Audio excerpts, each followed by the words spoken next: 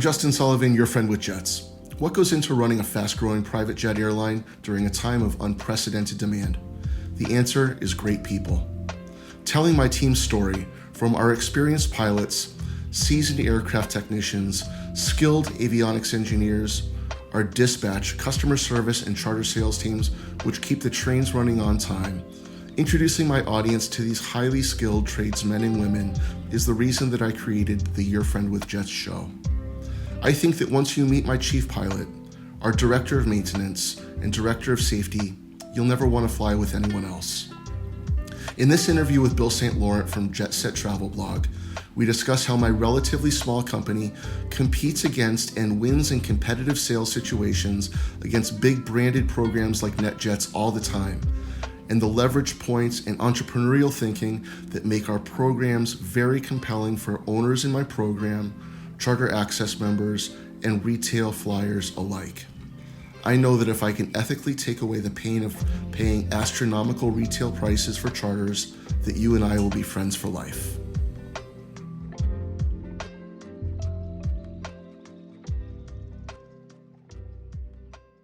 Private Jet Maintenance is your source for maintenance, repair, and overhaul services in the New York tri-state area and Florida. Avoid expensive, painful downtime on your jet. If you own or maintain an executive business jet, especially one manufactured in the year 2000 or before, you may have gotten the cold shoulder from OEM service centers like Dassault Falcon Jet, Bombardier, and Gulfstream for the simple reason that they do not want your business. They're too busy with warranty work, their young technicians don't understand how these classic jet systems work, and for that reason, if you're able to get a slot at one of these OEMs, expect to pay through the nose and expect your job to take forever. Downtime of your jet leads to huge outside charter costs and a lack of control, which is probably why you bought your business jet in the first place. At Private Jet Maintenance, our average technician has 23 years experience keeping private jets in state-of-the-art condition. Scheduled inspections, avionics installations, engine inspections, removal and replace, aircraft interior service, A checks, B checks, C checks, D checks, landing gear overhauls. About the only thing we don't do is paint. If you own a classic business jet, don't trust your asset to anyone else. Whether you need to punch out a due list, your jet is broken and you need AOG support in the Northeast or Florida, or if you're looking for an outsourced maintenance department for your aircraft, my guys Ben Chifo, Scott Knopp, Brian Judah, and their team know how to keep your plane flying safely, compliantly, and they'll always shoot you straight. We have hangars with highly skilled technicians in New York and Florida. To discuss your airplane MRO needs, please contact our Director of Maintenance, Ben Chifo, directly at 716-863-4200.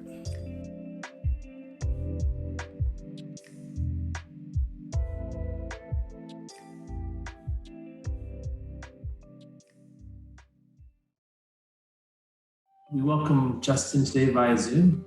Justin, welcome. Oh, thanks, Bill. Great to be here. So where are you taking the interview today?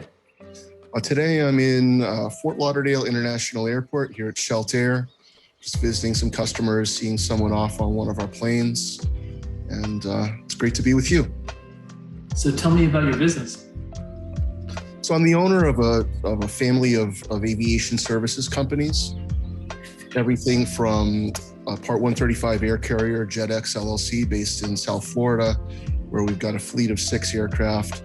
I have a business called Ajax Jets that's a retail charter provider. So we work with end customers, typically high net worth families, athletes, entertainers, companies who have needs for private air travel, basically between point A and point B anywhere in the world.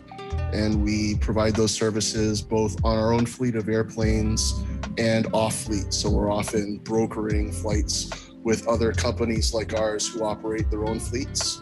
And then we have a maintenance and administration side of the business based in Buffalo, New York, and with a satellite in Rochester, where we have a team of technicians, A&P mechanics, who work on our planes and also provide outstation maintenance, avionics upgrades, engine inspections, airframe inspections, whole nine yards to external companies who maybe are based in upstate New York, have their airplanes passing through the area and need service, or companies bring their planes to us for service.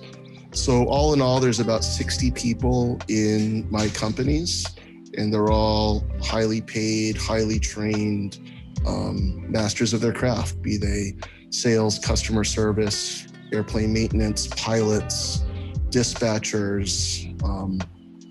Yeah, it's a great team that we've built. Exciting. So how did you start your business?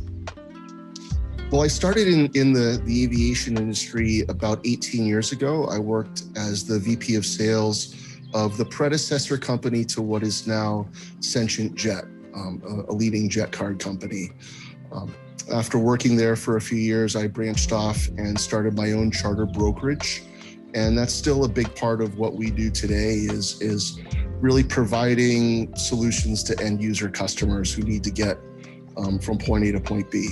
There are some limitations with being a broker, but I built that business to be pretty substantial. And then about 7 years ago, I launched a second career path in airplane management. So I went to go work for a very large integrated full service aviation company and became their first in-house salesperson to attract new owners of planes into the fleet.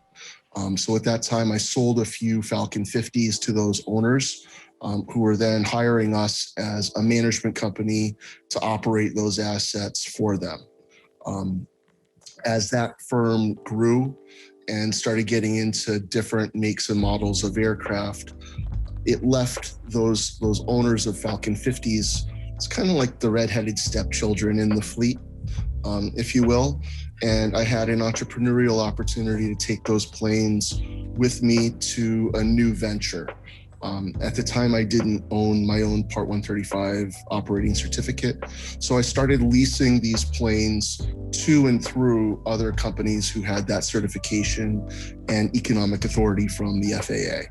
So we've built that fleet externally of super mid and heavy jets. And then about a year ago, with an investor group, I acquired my own Part 135 air carrier based in Florida. So here in Florida, we have a fleet of 6 aircraft, 2 late model Challenger 350s, 2 Falcon 50s, and 2 smaller Lear jets that we operate in a floating fleet. So every plane that we add comes with it, or we hire 4 pilots for that plane. It's obviously a 2-person crew, so they fly 50% of the time, they're off 50% of the time.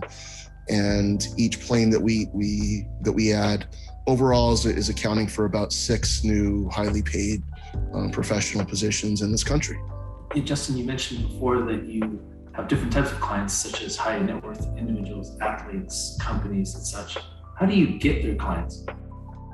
Well, our best salespeople are satisfied customers. And I've been doing this for a long time, along with my right-hand woman, Maria White, who's been with me since day one. So when my company arranges a charter, there's a person on the other end of that transaction, either Maria or someone in her team who's coordinating the logistics, the catering, the ground transportation, rental cars.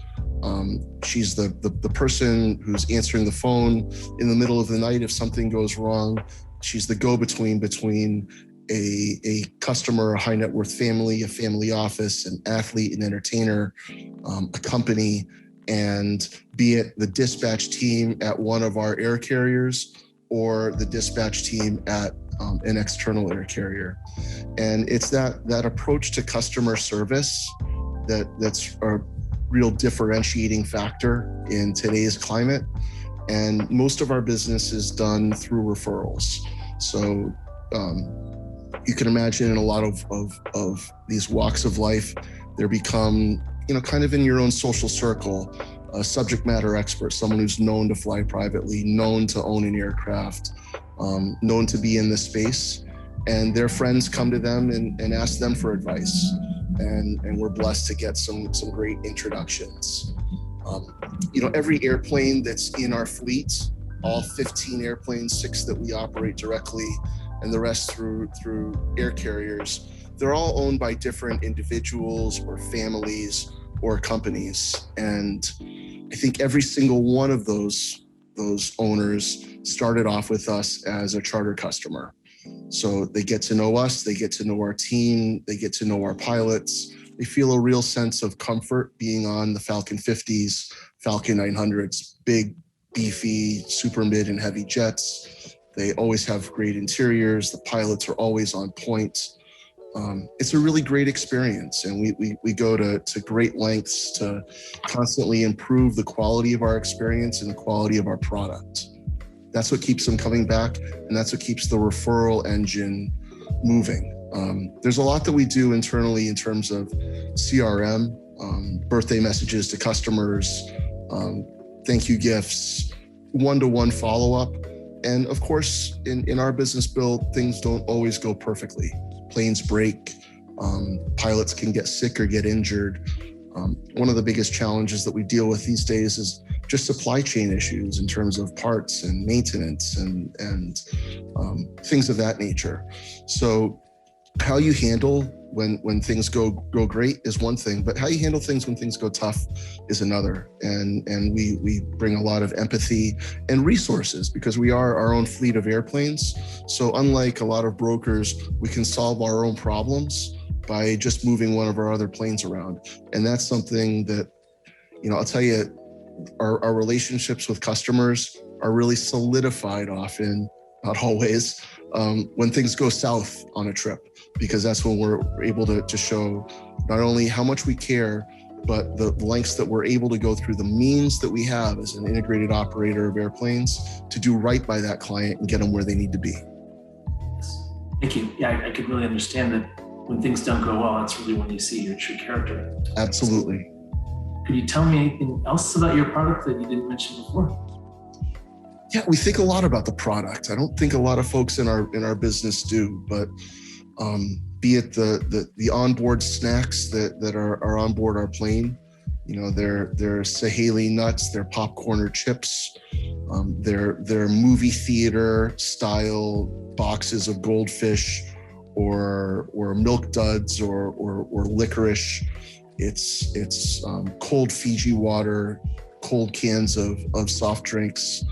We take great pains to understand our customers, their preferences, the types of things that they want to have on board, to make it a seamless experience. The costs of private air travel, our costs are way up from fuel to labor to parts, and obviously we have nowhere to go with that, but to pass the cost on to the customer. So in today's climate, customers flying from, say, New York to LA, that's a high $30,000 trip one way in one of our airplanes. So it has to go great, and there has to be some nice personal touches, be it a copy of the Wall Street Journal and the New York Times on board, having pilots that look the part, are professional, are uniformed. You'd be really surprised by, in this frothy environment that we're in, where our schedule is jammed, we can't possibly put more trips into our schedule, the things that slide with other air carriers, and those things are customer service. They're too busy to answer the phone. The planes are not clean. The planes are not well stocked. And these are I go to great lengths, and it's a core value of every member of my team to make sure that people don't say that about our planes. We've got the road crews to keep those planes clean. They're on a constant cycle of being, what's the word? Not refurbished, detailed on the road. And every time our planes go through one of our bases in South Florida, New York, Boston, or LA, there's a team that's there to detail and clean the plane and freshly stock it with new drinks. So things like that you would take for granted on a $40,000 charter, that there's going to be cold Fiji water and fresh movie theater snacks. It's not always the case, but it is the case on my planes. If I'm hearing you correct, it sounds like your company has an entrepreneurial startup feel to it, but yet it also, with attention to detail and the customer's experience, but also you have a certain scale so that, when there's a problem, for example, you can, put in another plane, and it's not going to ruin things. So that's a nice balance you have.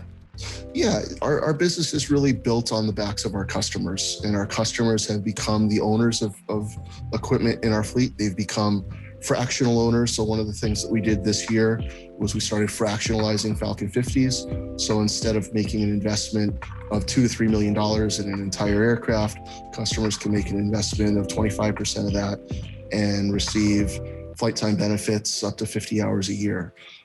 So it's satisfying those customers.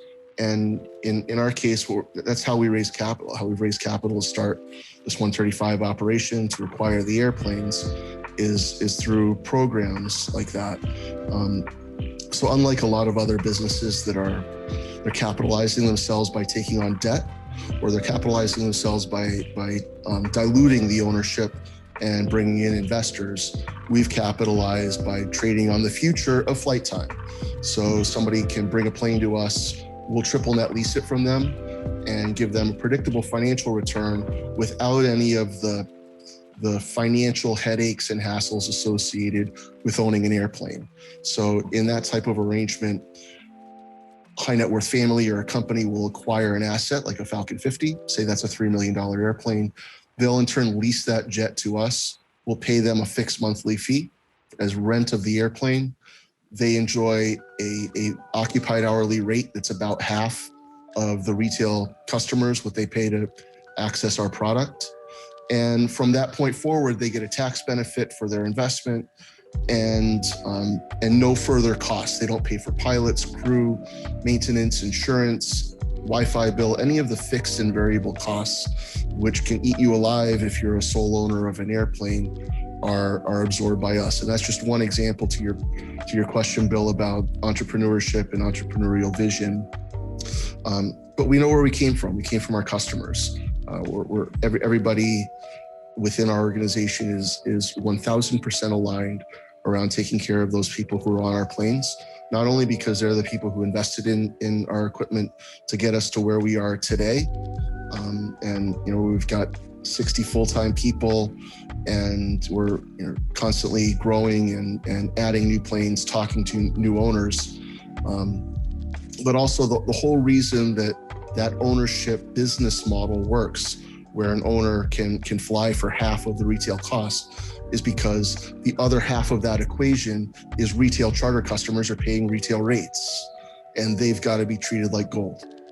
So it's a symbiotic relationship between our company, our owners, and the charter customers, and we're all friends. Good. So who owns the jets? Well, they're all high net worth families, companies, and they're attracted to this program, frankly, because of the bang for the buck of the airplanes that we operate. We operate classic jets that are typically made in the 80s and 90s, and we've standardized on the Dassault Falcon line, though we've got some new things coming down the pike. So if you were to say, what's a Falcon 50, which is our core product, 9-seat super mid-sized jet, coast-to-coast range, tons of luggage capacity, 2 pilots, flight attendant, closed lavatory, small galley up front, and that's a great product. And it's most closely compared to another super mid-sized jet like a Citation 10 or a Citation Sovereign. So those are newer planes that are manufactured inside the last 20 years. To give you a comparison, a brand new, not even brand new, a gently used Citation Sovereign in today's climate is an $8 or $9 million asset. A beautifully refurbished Falcon 50 with a new interior and upgraded avionics inspections, $2.5 to $3 million. So if someone were to say, hey, I want to, and they come to me and say, I'm looking to buy a Sovereign, I'm looking to buy a Gulfstream G280, how can you help me? The first thing that I do to help them is try to talk them out of that. Because in my world, if I had $9 million to spend, I'd buy 3 Falcon 50s and make $500,000 a month in cash flow from those 3 airplanes versus one sovereign that has basically the same cash flow as one Falcon 50. Same capabilities, can get you into the same airports, same coast-to-coast range. Falcon 50 is a little bigger, a little more fun to fly, better product all around. So people come to us for an angle and an opportunity and leverage. They're not coming to us to manage, though we do. I'll tell you a story. In addition, so here I am talking about all these Falcons, Falcon 900 that we operate, that if it were to sell today would be a $6 million asset with an absolutely stunning interior paint job, tremendous asset. That would compare against a brand new heavy jet with basically the same capabilities, a few more capabilities, but that's about a $70 million asset. So $70 million asset versus a $6 million asset that happened to have been made in 1996. It has a brand new interior, feels awesome to fly on. We go after the customers who are looking for that $6 million asset. In the same vein, that $2 to $3 million Falcon 50 would compare against a $25 to $30 million brand new super mid-sized jet. So if you're someone who wants to buy a brand new $30 million super mid-sized jet, the chances are that you're not going to want a company like ours chartering it out 1,000 hours a year as we do. So we're a fit for the value-conscious private jet traveler who's looking for an angle and looking for an edge. Are there any success principles that you'd like to share with the audience? Well, the first thing I just said was customer service. It's really become a lost art, providing a high degree of personalized customer service to people who are entrusting you not only with a great deal of money, but their safety and their security and that of their family. So having a dedicated, highly trained, highly compensated team of customer service professionals, all of whom in my company are happen to be women over the age of 60, because they provide gravity and life experience, attention to detail, caring, empathy, all these things that really matter to the success of the job. But saying that customer service is a success principle is almost cliche, Bill. I would say my biggest takeaway from the past 3 years is that people buy programs, not proposals. And what that means is when we were starting off selling an airplane to somebody is a complicated transaction, and it starts with a proposal. And proposals are custom generated, and it's just for you, Mr. Customer. When we started seeing our growth is when we turned it into a program, a triple net lease program, whereby somebody would, again, entrust us with that asset, but would instead receive a fixed financial return and would fly on that asset at a predictable occupied hourly rate. Similarly, we've taken it in this year, 2022, the next level by fractionalizing and creating memberships of that same product to give people an easy to digest program instead of a long contract to review. And there's strength in numbers, and people like to be part of something that's bigger than themselves, and that's what participation in an aircraft with our company looks like. They're buying a program, not a proposal. Idea. Thank you.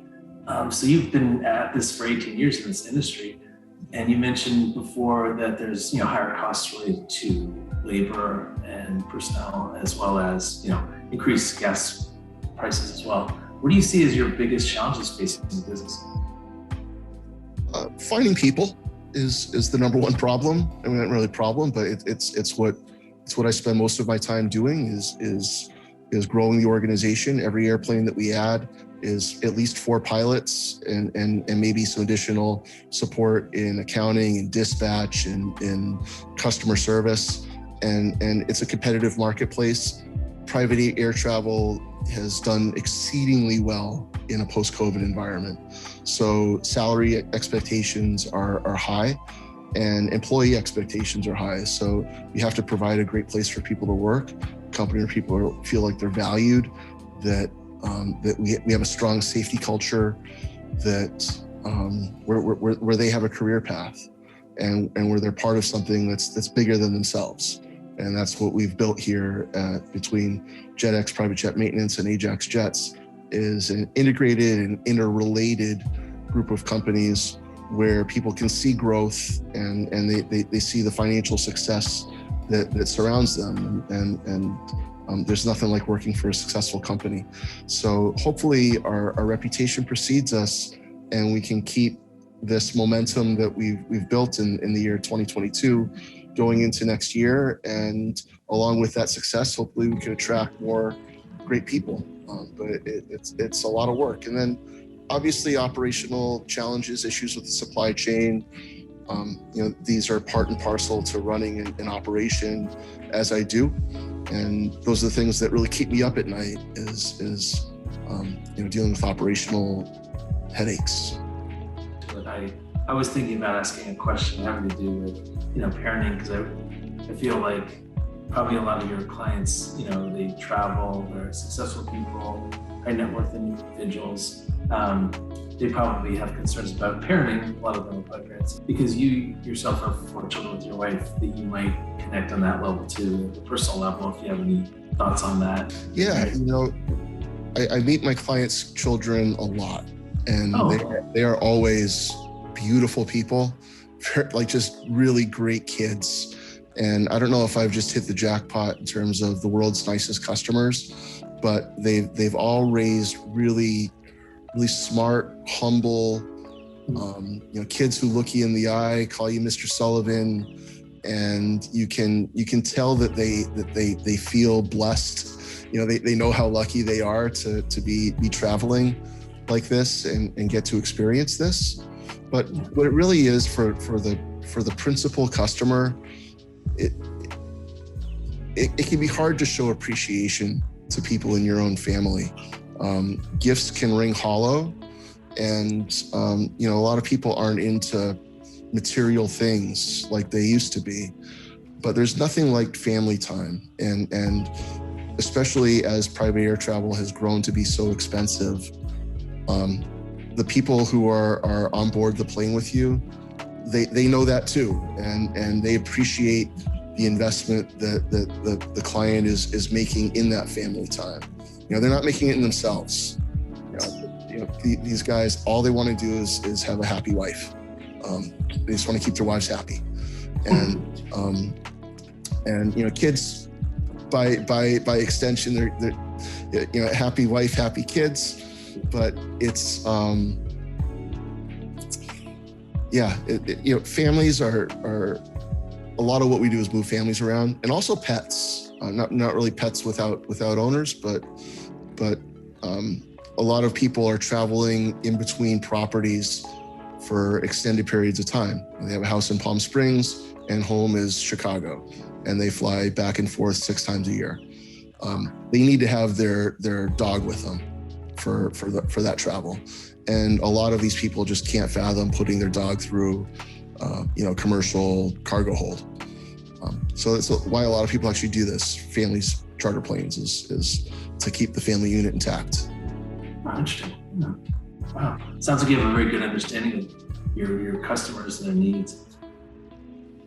Yeah, well, they're great people. The clients that I've come to know are, they of course they're high net worth individuals, but they're more like the millionaire next door. They're down to earth, and naturally, if they're coming to us, they're looking for something other than the most expensive way to access this category. There are more expensive ways to fly privately. Some families are members of programs like NetJets or Wheels Up, or they own an airplane outright. And some families own $80 million airplanes. So there are very expensive ways to access private air travel. People come to us to access private air travel for less than the maximum. And along with that, I think comes a humility and a sense of collaboration, because we're really working together with our client to find the right solution for them, be it on our fleet or off our fleet, that's going to maximize their satisfaction. What do you see as being next for your business? Where do you see the business in 5 years? So we have a major growth initiative right now, which is our Part 135 air carrier. It's certified by the FAA as a 9 or less, meaning we can operate airplanes that seat 9 or less passengers, and that leaves out Gulfstreams and Falcon 900s. I operate Falcon 900s, but I do it through other air carriers. So currently, I've hired another Part 135 air carrier who has a 10 or more to manage Falcon 50s, even though we control the access to them. We're going for our 10 or more certification right now with the FAA. And along with that will allow me the license to operate Falcon 900s, G4s, other larger aircraft on a global scale. This business is not designed to grow forever. Who's to say? But slow, happy, sequential growth is the name of the game, because growth is so expensive, and it's obviously a very risky climate. So what I would like to see happen, I don't know about the next 5 years, but the next 2 years, is to bring the planes that are currently I'm leasing to and through other Part 135s into my own business, so that I'm managing 100% of the operation. And that's just going to take time. That takes time in terms of simulator training schedules and pilot availability. And the biggest thing for us right now, Bill, is taking care of our customers. So being a good solutions provider for the owners and for the charter customers who reach out to my companies every day looking for lifts. So I need to not be disruptive to those owners or to those stakeholders. And that's why this growth here has been a little slower, but we're looking to enhance it into this year and next. Do you have any anecdotes or stories that would illustrate? You mentioned before, the ability to improvise or solve a problem when it comes up. Yeah, absolutely. Having our own fleet of planes saves the day for us and for our clients at least 2 to 5 times a month, where something goes wrong on a flight and we're called to solve for it using one of our planes. Doesn't always work out, but our clients will attest to the satisfaction of and peace of mind of knowing that there's somebody that's got your back, that's got the resources to take care of you. Well, thank you, Justin. This has been very illuminating, and wish you all the best success with this initiative. It's very exciting. Awesome, Bill. Well, hey, great. Thanks for having me on your show. Appreciate it. And we'll talk again soon. Okay, thank you, Justin. All right. Thanks, Bill.